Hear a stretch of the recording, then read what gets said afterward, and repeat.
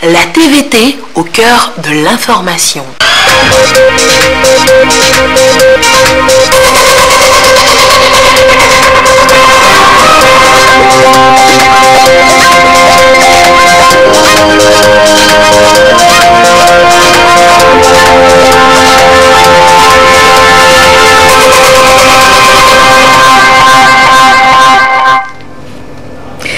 Il est l'heure du journal sur la télévision togolaise. Madame, Monsieur, bonsoir. Et voici les titres de cette édition. Le secteur privé togolais est invité à se joindre aux autres acteurs du pays pour la guerre contre la corruption. L'initiative de la Haute Autorité de prévention et de lutte contre la corruption qui veut faire de cette lutte une démarche commune. À découvrir dans cette édition. Et puis pour la 5e fois consécutive, le programme annuel de promotion du leadership et de l'entrepreneuriat féminin est lancé, une initiative pour promouvoir la femme dans le secteur agricole. À suivre également dans cette édition. Voilà pour les titres. D'abord, sachez que la 25e promotion des élèves commando, après 4 mois de formation karaté, ont reçu leur béret et attestation qui leur permettent ainsi d'intégrer le régiment commando de la garde présidentielle. Ce matin, les 70 élèves commando ont fait des démonstrations des différentes techniques de karaté. Le compte rendu avec Arnaud Kilou. Devant la hiérarchie militaire, la 25e promotion des élèves commando du régiment commando de la garde présidentielle RCGP ont démontré toutes les techniques karaté apprises après 4 mois de formation. Des techniques de combat avec ou sans armes.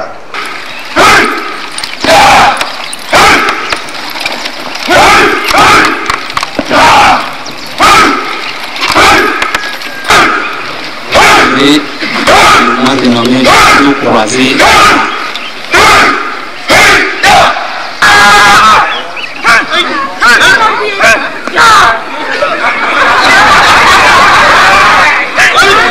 La démonstration de la force physique pour briser les obstacles comme les murs ou les tuiles.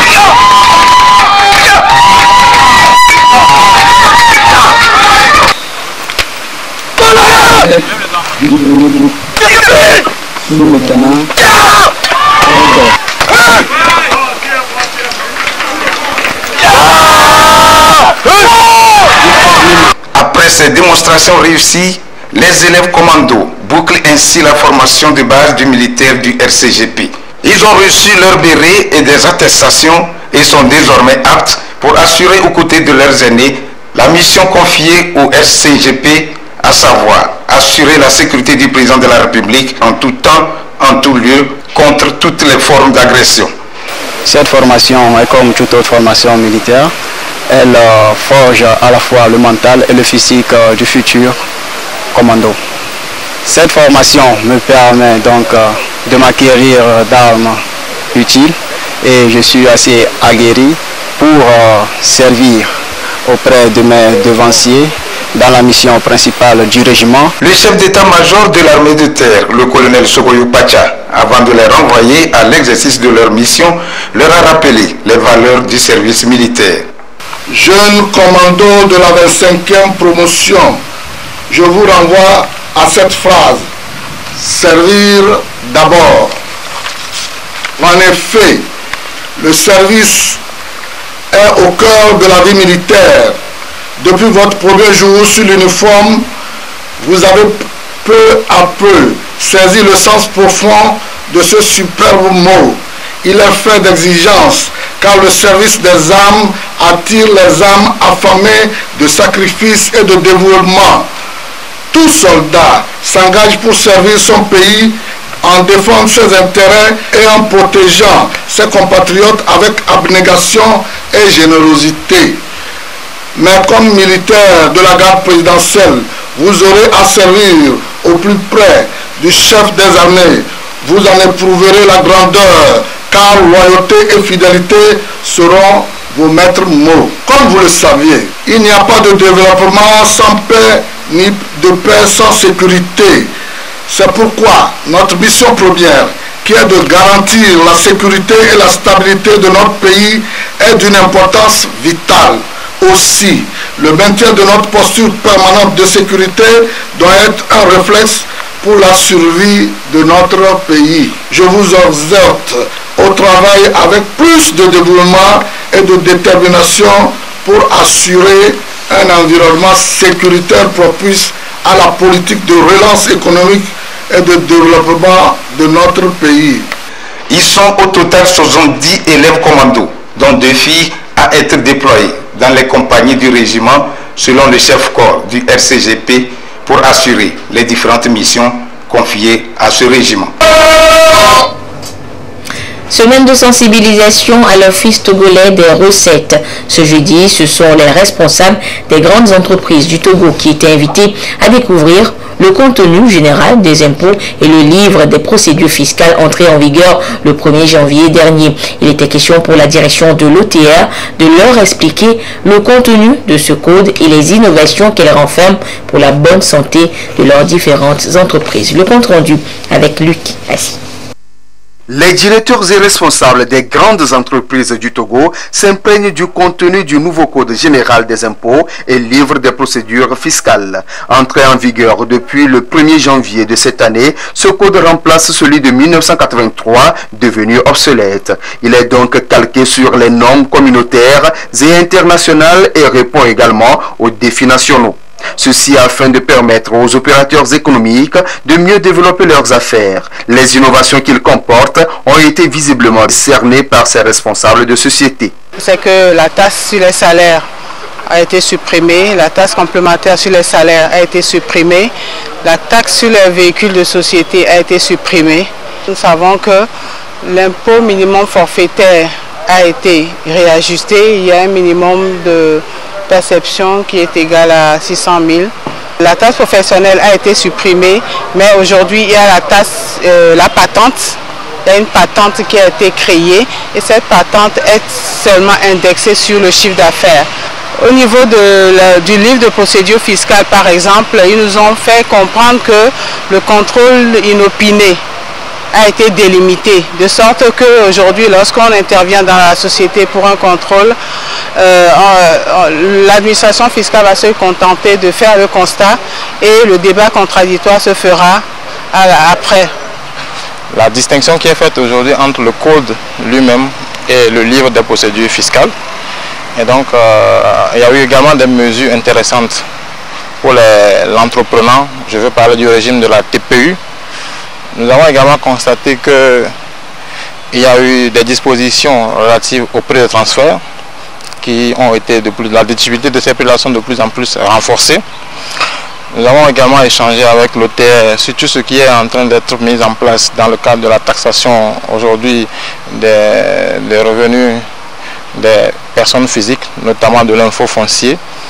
Ce nouveau code réduit le taux d'impôt sur les sociétés de 28% à 27% et impose un TVA unique de 18%. Certaines taxes ont été aussi supprimées pour alléger la fiscalité de ces sociétés. Le gouvernement l'a voulu ainsi pour améliorer davantage le climat des affaires. C'est de faire en sorte que, avec le système qu'on a, qu'on simplifie les choses. On connaît les revenus que les gens gagnent. On va autant que faire possible les classifier simplement. Revenus d'emploi, revenus fonciers, revenus mobiliers et puis le revenu des gérants. Bon, dans les revenus d'affaires, on va distinguer bénéfices industriels commercial, bénéfices non commercial et bénéfices agricoles. Au niveau de ce qui est revenu de l'emploi, le taux est progressif pour tenir compte de la situation de chaque personne. Et puis les autres revenus, on se dit qu'une imposition proportionnelle. Il y a les allègements envers les auto-employeurs.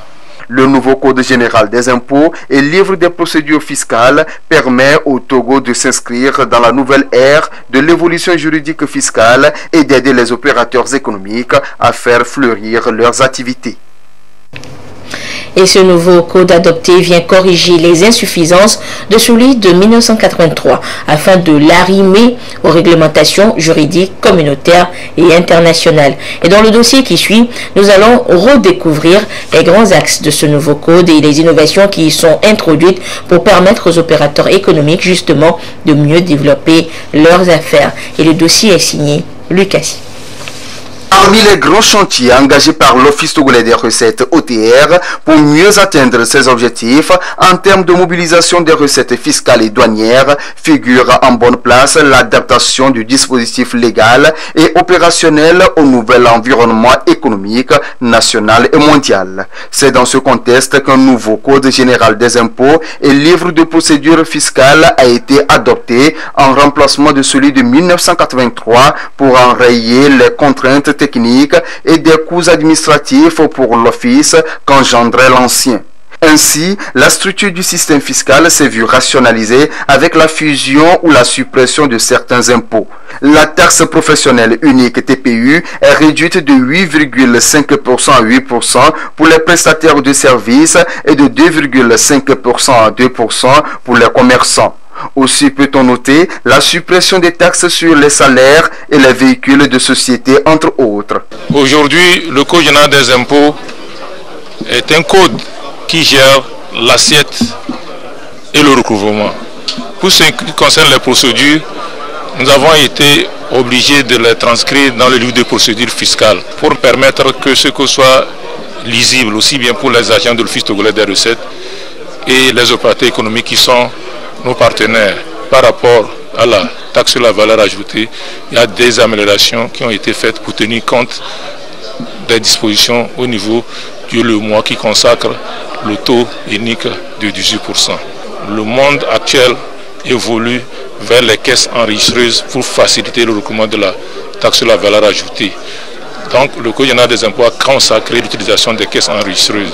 Nous avons aussi consacré le télépaiement. Aujourd'hui, nous sommes déjà dans la télédéclaration. Il faut que le télépaiement soit de mise aussi au niveau de notre pays.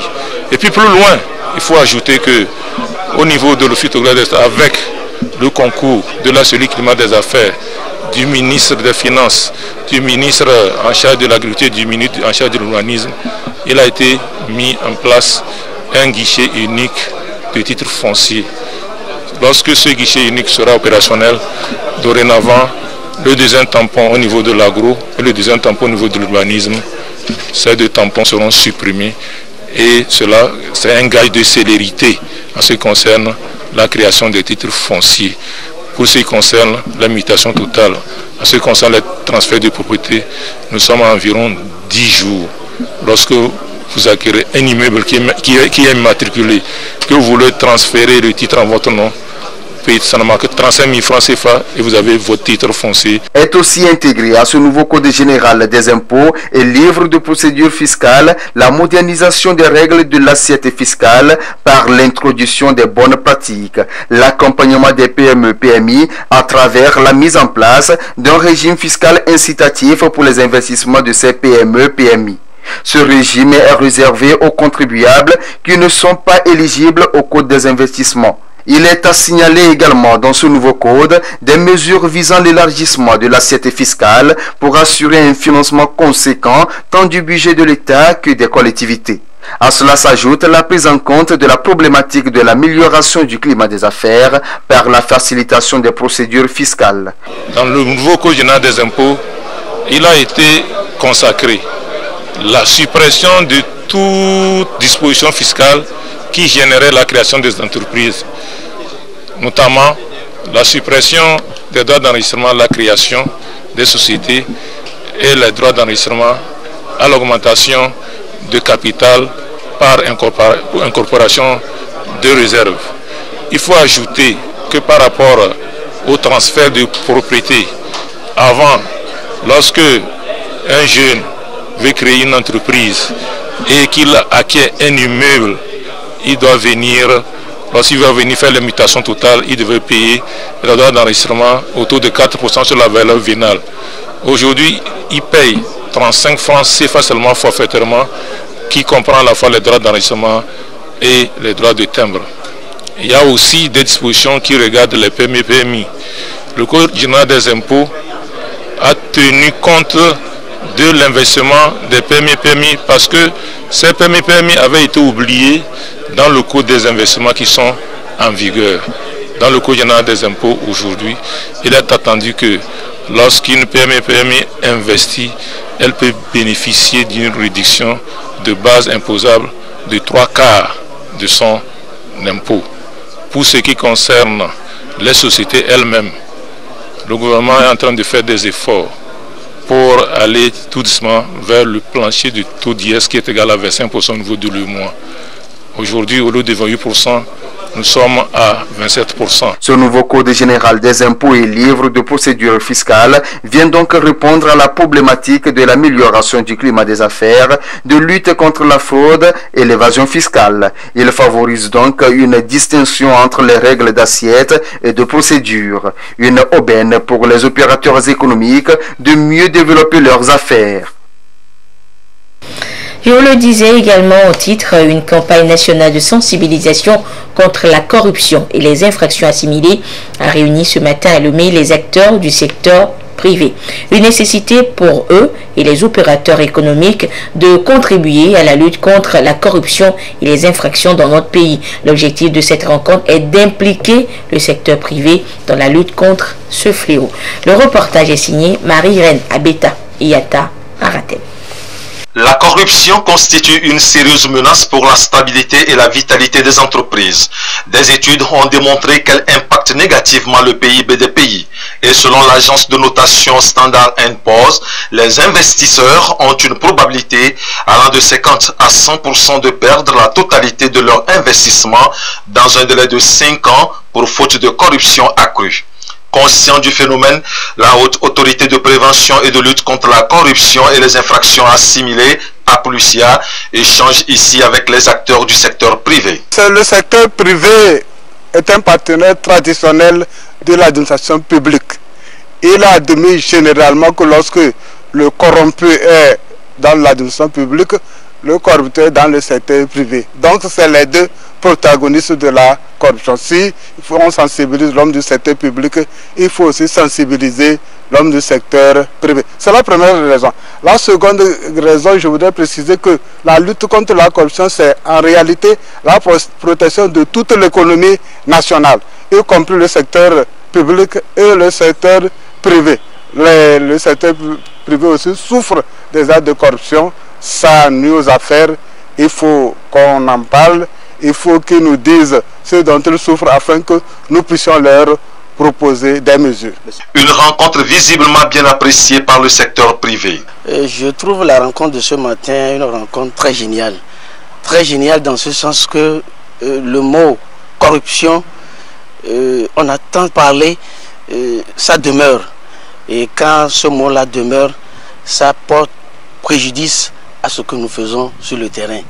Nous devrons conscientiser nos amis, nos parents en ce qui concerne la corruption. Le gouvernement s'est engagé dans la lutte contre ce fléau qui a pris de l'ampleur à travers diverses actions et mécanismes qu'il a mis en place. Et selon le ministre du Commerce et de la promotion du secteur privé, une société ou entreprise non corrompue contribue efficacement à l'essor de l'économie nationale et à la promotion de l'emploi. La corruption est un fléau mondial qui touche sans distinction tous les pays et toutes les régions.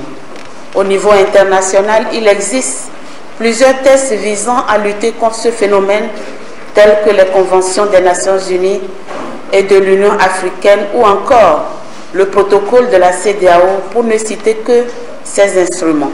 C'est pour donner du sens à la lutte contre la corruption et pour faire face aux énormes conséquences du phénomène de la corruption dans notre pays que le président de la République, son Excellence, M. Faure Eswazimana Gnassingbé, a mis en place la Haute Autorité de prévention et de lutte contre la corruption et les infractions assimilées.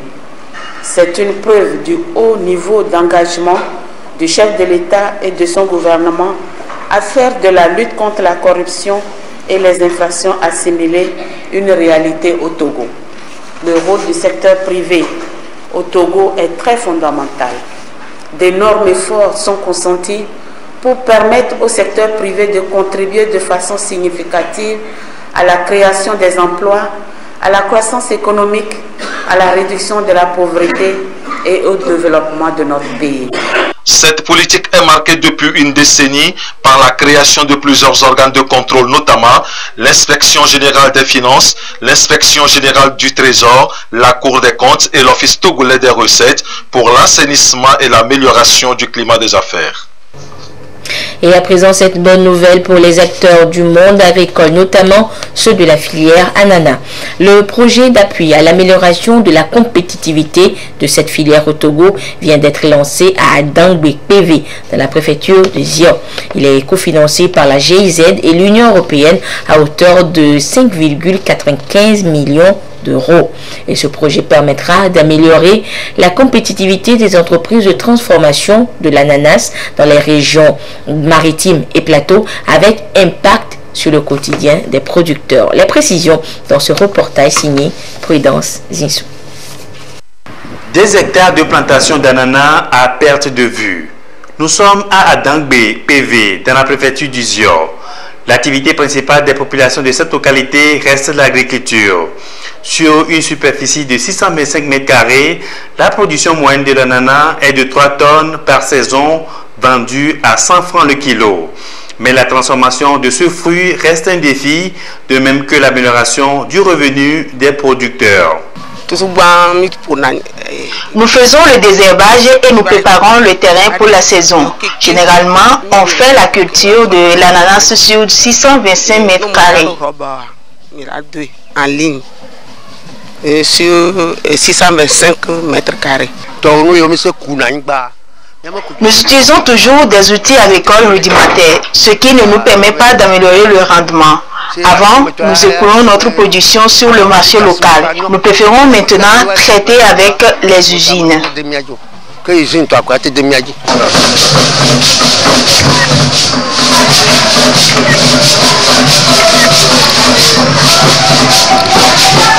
C'est le début d'une nouvelle ère pour ces producteurs d'ananas ici à Dangbe avec le lancement officiel du projet d'appui à l'amélioration de la compétitivité de la filière ananas au Togo.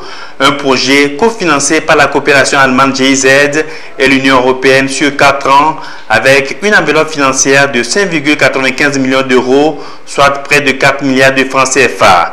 Ce projet vient apporter un soutien aux initiatives du gouvernement, notamment le PNIA-100, Programme national d'investissement agricole, de sécurité alimentaire et nutritionnelle. Les micro, petites et moyennes entreprises de transformation de l'ananas recevront un coup de pouce afin d'améliorer leur rendement et créer plus d'emplois. Les petits exploitants agricoles devront mieux intégrer la chaîne de valeur. C'est un projet sur la compétitivité. C'est un projet qui s'engage avec les petits producteurs et nous allons les soutenir dans leurs initiatives de créer un secteur privé fructueux. Ce projet de compétitivité de la filière ananas, qui vise essentiellement les transformateurs, vient en complément du projet PRODRA, qui vise, lui, les producteurs. Et donc, le projet de compétitivité de la filière ananas vise à renforcer le groupement des transformateurs pour qu'ils puissent respecter dans leur transformation les normes de l'Union européenne, les normes des pays, les standards internationaux pour mieux exporter leurs produits. Au-delà de l'amélioration de la compétitivité de la filière ananas, c'est plus de 4000 emplois directs qui seront créés avec un volet formation des producteurs et des transformateurs. L'Union européenne et la GIZ s'investissent et mettent les bouchées doubles pour la réussite du parcours FAT dans les régions maritimes et plateaux. L'approche permet de passer d'une agriculture de subsistance à une agriculture de commercialisation. C'est l'accompagnement d'une priorité du gouvernement togolais, c'est ça qu'on recherche dans notre coopération.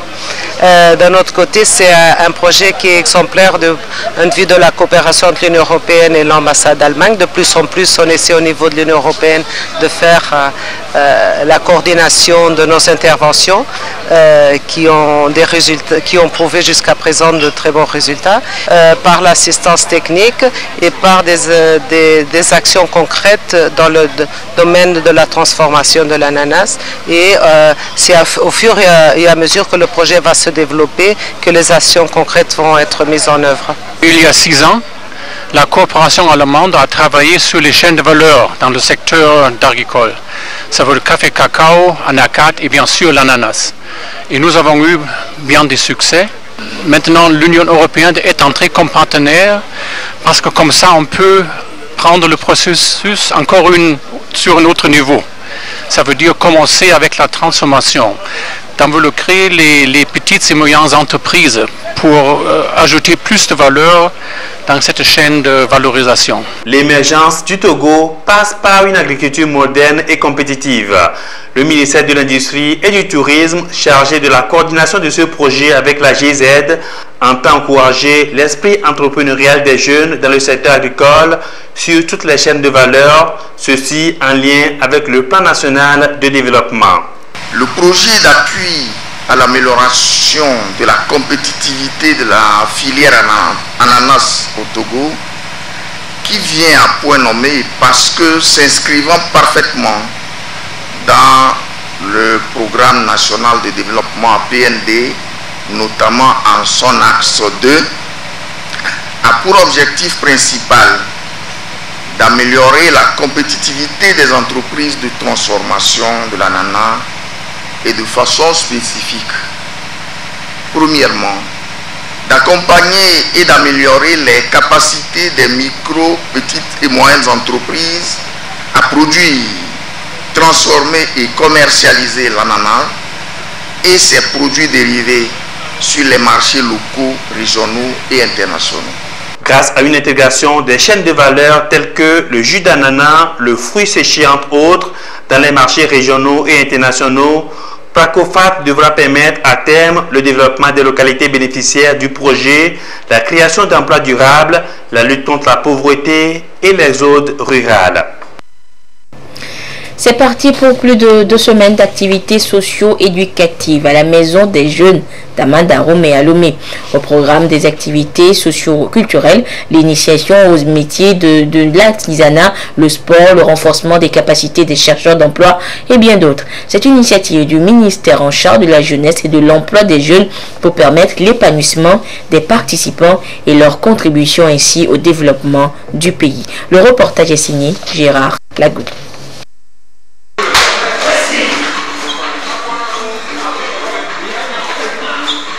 Le ministère du Développement à la base de l'artisanat, de la jeunesse et de l'emploi des jeunes met en relief plusieurs activités ici à la Maison des Jeunes d'Amandarom et à Lomé.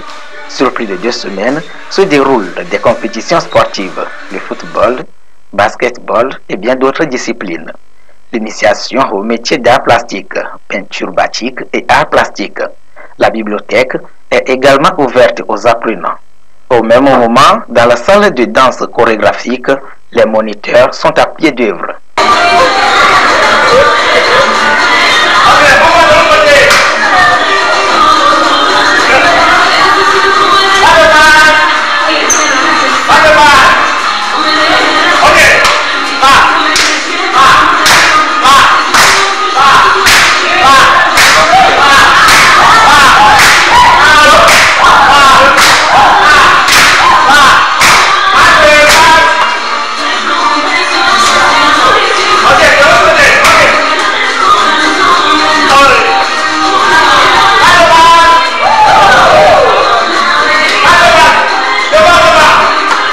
C'est véritablement un centre multifonctionnel où le jeune, lorsqu'il entre, a plusieurs activités qui s'offrent à lui, plusieurs services qui s'offrent à lui. Ici, le jeune a la possibilité d'aller vers les activités socio-culturelles, c'est-à-dire, par exemple, la danse, le slam, le sketch, où il a la possibilité d'aller vers les activités sportives autour des différentes aires de jeu que nous avons au niveau de la Maison des Jeunes. Mais également, il a la possibilité d'aller vers les activités qui développent son quotient intellectuel. La lecture, mais le centre informatique aussi qui est là, qui donne la possibilité aux jeunes de s'initier. Il existe également d'autres centres de jeunes opérationnels ou encore en construction, notamment à Dapaon, Mango, Kara, Sokoré et Atakpame. L'objectif visé par le gouvernement à travers ces infrastructures est d'offrir un cadre propice à la jeunesse togolaise en vue de sa participation au développement national. Notre souhait, c'est que les jeunes puissent s'approprier ces centres-là et en fonction de leurs préoccupations, le ministère ou le gouvernement répondra en mettant en place les différentes infrastructures qui doivent développer les services qu'ils demandent. Contribuer à l'éveil des talents, contribuer à l'encadrement socio-éducatif des jeunes, faire en sorte que les jeunes puissent parvenir à leur autonomisation et de se rendre utiles à leur communauté. Ces journées seront également l'occasion de promouvoir la culture entrepreneuriale à travers des concours, des échanges d'expériences et mini-foires d'exposition.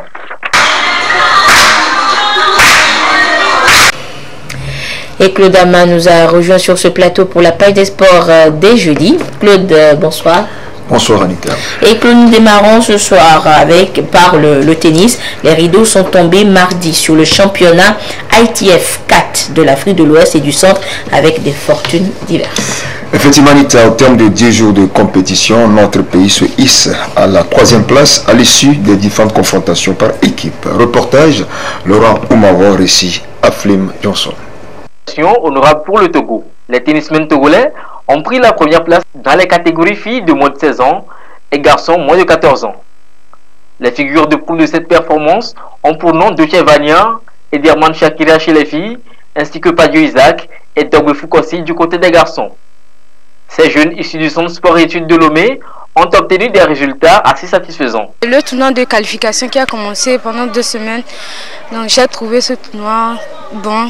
Tout le monde a bien joué, les Togolais ont évolué, les gens ont bien joué, j'ai très bien joué.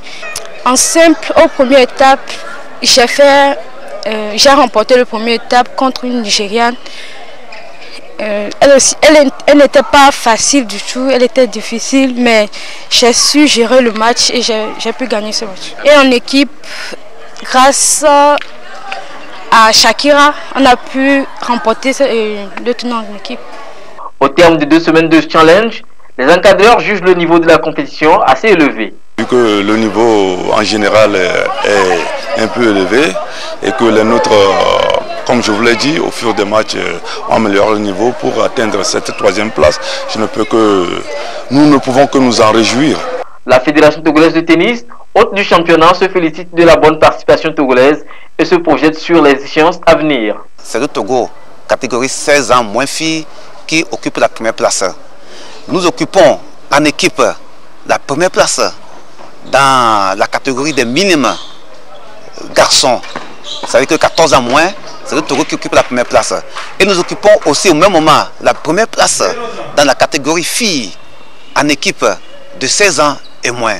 Les filles de 14 ans et moins aussi sont 2e pour la catégorie en équipe de 14 ans moins filles. Le Togo a raflé non seulement des points, mais des médailles et des coupes. L'organisation a été parfaite. Nous avons commencé depuis le 7 janvier et aujourd'hui voici la fin du tournoi. Je voulais profiter de l'occasion pour remercier tous les participants, tous les pays qui ont bien fait le déplacement de Lomé. Je pense qu'il y aura une compétition minime. Je pense que ça doit être Au classement final, la première place par équipe est revenue à la Côte d'Ivoire, suivie du Nigeria. Et Claude, du football pour clôturer cette page des sports avec le championnat Interligue de la région centrale qui a été lancé le week-end sur le stade municipal de Sokodé. Anita, match d'ouverture de ce championnat de la 3e division, Tout-Puissant FC de Dodoré a eu un découdre avec Étoile du Monde FC de Didaoré. Des précisions avec la marque Bojono.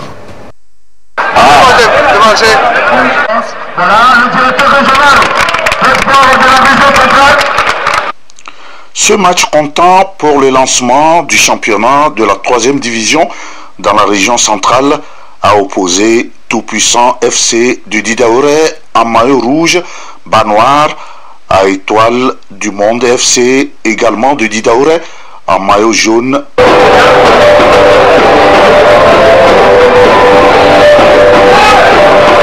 Les deux équipes se sont rivalisées à la première période sans succès avec un score nul de 0 but partout.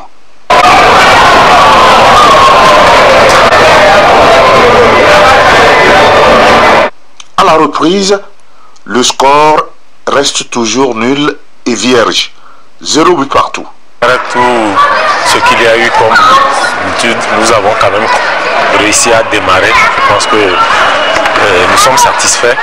Maintenant, notre souhait, c'est que la suite soit bonne, que les gens se comprennent, qu'ils se comportent bien, pour que l'objectif qui nous est assigné soit celui de qualifier les 6 équipes de la région pour la D3 nationale. Ce championnat de 3e division intra-ligue prend en compte 37 clubs de la région centrale, dont 16 pour la préfecture de Tchaoudjo. Oui, Anita, point final à cette page des sports de ce jeudi 17 janvier. Ce serait avec le même plaisir que j'espère te retrouver jeudi. Mais samedi déjà, Jean-Koufi Deji présentera notre magazine Sport et Détente. Et je te retrouverai également avec plaisir jeudi prochain, Claude. Et ainsi se referme cette édition. Merci de votre fidélité à la télévision togolaise. Excellente suite de nos programmes. Au revoir.